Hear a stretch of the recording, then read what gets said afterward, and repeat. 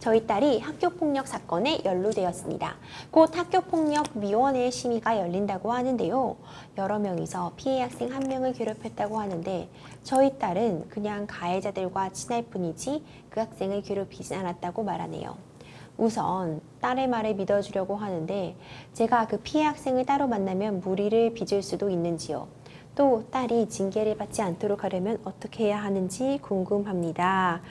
이런 사연이 접수가 되었습니다. 일단 피해 학생 따로 만나시면 절대 안 되겠죠. 네, 그건 바로 안 될 게 느껴지고 학교 폭력 어떤 경우에도 정당화될 수 없습니다. 이런 일에 연루되어 있다는 것 자체만으로도 이제 억울한 사연이 계신다면 정말 답답한 상황이시겠지만 일단 피해자의 고통을 헤아리는 것이 필요하지 않을까 싶은데요. 학교 폭력이 좀처럼 근절이 되지 않고 있습니다. 요즘에는 또래에게 전동 킥보드 요금을 갈취하거나 피해 학생 한 명을 상대로 자신을 때리도록 오히려 강요를 하고 합의금을 요구하는 이런 말도 안 되는 사건까지 벌어지고 있어요. 이 학교폭력 수법이 나날이 교묘해지고 있는 것 같거든요. 네, 최근에 정말 학생들이 범한 범죄가 많나 이런 생각이 들 정도로 이제 성인 범죄에 버금가는 학폭 사건들이 굉장히 많이 발생을 하고 있습니다. 그래서 굉장히 우려가 되는 상황인 것 같아요. 먼저 학교 폭력이 발생하면 어떤 조치들을 거치게 되는지 한번 정리 부탁드릴게요, 변호사님. 네, 학교 폭력이 일단 신고 접수가 되면요, 그 학교 전담기구라는 것이 있습니다. 그래서 전담기구에서 사안을 이제 조사를 하게 되고요. 학교장이 우선적으로 이제 자체적으로 해결할 수 있는지 심의를 하고 이제 자체 해결이 불가능하다라고 한다면 이제 교육지원청에 심의위원회 개최를 좀 요청을 하게 됩니다. 이런 심의위원회 같은 경우에는요, 이제 해당 사안이 이제 학교 폭력에 해당하는지를 조사를 통해서 이제 판단을 하고요. 학교 폭력에 해당한다라고 하면 이제 가해 학생에 대한 선도 조치를 하게 되고 또 피해 학생에 대해서는 보호 조치를 의결하게 됩니다. 그래서 이후에 이제 교육장이 심의 결과를 이제 최종적으로 결정해서 관련 당사자들에게 통보를 하게 됩니다. 그렇군요. 상담자님의 자녀께서는 그 가해자 무리랑 친할 뿐이지 가해 행동은 하지 않았다라고 주장을 하고 있는 상황이에요. 이런 경우에도 학폭심의위에 회부가 될 수 있는 건가요? 네, 지금 이제 피해 학생이 이제 가해 학생들의 어떤 무리로부터 내가 집단적인 따돌림을 당한 사실과 관련해서 학폭 신고를 진행한 상황이기 때문에요.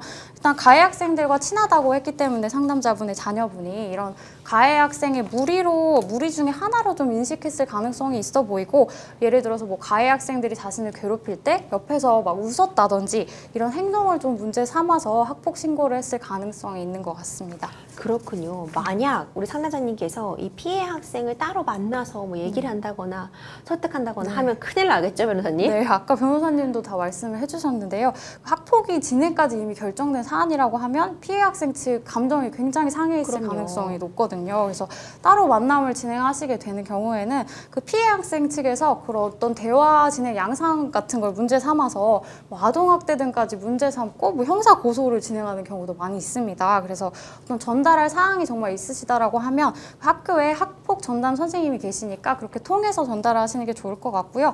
오히려 이제 자녀분이 나 정말 학폭에 가담하지 않았다, 이런 사실과 관련한 이제 증거들 좀 수집하시고 의견을 정리하셔서 학폭위에다가 이제 미리 제출하시는 방법으로 대응하시는 편이 더 좋을 것 같습니다. 이 상담자의 자녀께서 피해 학생에게 나는 어떤 가해 행동도 하지 않았다, 이 부분을 증명할 방법이 있는 건가요? 네, 일단 같은 학교 학생들의 그 진술이 제일 도움이 될 수 있을 것 같아요. 그래서 상담자의 자녀분은 가해 학생과 그냥 친분은 정말 있지만 피해 학생이랑 그저 같은 반 학생의 하나일 뿐이에요. 뭐 가해 행위하고 전혀 연관이 없고 괴롭힌 사실이 없습니다, 이런 걸 좀 증언해 줄 수 있는 친구들의 증언 같은 걸 많이 확보하시는 게 좀 도움이 될 것 같고, 만약에 이런 피해 학생이랑 평소에 나눴던 대화 내용이나 이런 게 있다라고 하면 전혀 둘 사이에 그런 악감정이 없었다는 부분을 입증하기 위해서 제출하시는 것도 좀 도움이 될 수 있을 것 같습니다. 만약 상담자님의 자녀분도 억울하게 징계 처분을 받게 되면 어떻게 대응을 해야 될까요? 일단 학폭위 처분 결과에 불복하시는 경우에는 이제 행정심판이나 행정소송으로 불복을 진행하실 수가 있는데요. 뭐 행정심판만 제기하실 수도 있고 행정심판 거쳐서 행정소송 제기하실 수도 있고 뭐 행정소송을 먼저 제기하실 수도 있는데 어떤 방법이 좋은지는 좀 구체적 사안에 따라서 다르니까 상담을 받아보시면 좋을 것 같고요. 일단 좀 실효성 있는 그런 결과를 위해서 집행정지 신청을 반드시 같이 검토하셔야 된다는 거 좀 유념하셔야겠고, 이런 불복 기간 같은 경우에는 이제 대처 기간으로 정해져 있으니까 도과되지 않도록 기간 준수에 특히 좀 신경을 쓰셔야겠습니다. 사실 학폭에 연루되면 굉장히 큰일이에요. 저는 이 학폭 심의위원회 자체가 굉장히 중한 처분도 내릴 수 있다라는 걸 좀 많은 분들이 경각심을 가졌으면 좋겠어요. 이거 뭐 학폭 끝나면 별거 아니야라고 생각하는 그런 사회적인 분위기는 없어져야 된다고 생각을 하는데 이제 억울한 상황도 있을 수 있기 때문에 대처하는 게 굉장히 중요할 것 같아요. 상담자님께서 지금부터 이제 아이와 함께 취해야 되는 조치들 좀 꼼꼼하게 정리 부탁드릴게요.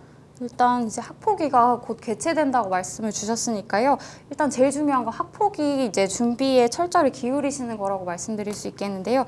뭐 잘못된 처분까지 받게 되는 경우에는 자녀의 생기부에 이게 남아서 앞으로 향후 입시나 이런 부분에 있어서까지 불이익을 받게 되실 수 있으니까요. 아까 말씀드린 것처럼 증거를 많이 확보하시고 또 내 입장을 잘 정리한 의견서 등을 준비를 좀 하셔가지고요. 학폭위 심의 날 가져가시지 마시고 그 전날에 미리 좀 제출하시는 게 좀 좋습니다. 그래야 위원들이 검토를 할 수 있으니까요. 그래서 학폭위에서 또 진술할 내용 같은 거를 미리 좀 연습해서 가시는 것도 도움이 되실 수가 있겠습니다.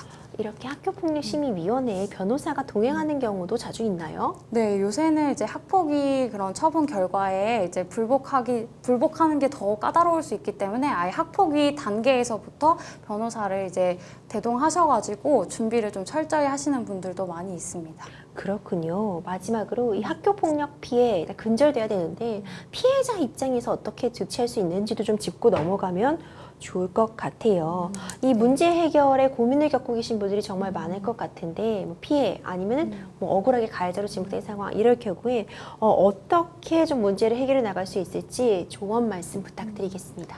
네, 그 학폭 이제 피해 학생들 중에는 간혹 이제 보복이 두려워가지고 신고를 아예 꺼리는 학생들도 있고요. 또 어떤 학생들 중에는 혹시 내가 학폭에 연루돼서 어떤 보호 조치를 받았다는 게 생기부에 기재되면 나도 불이익을 받는 게 아닌가 이렇게 오해를 해서 신고를 꺼리는 경우도 많이 있는 걸로 알고 있는데요.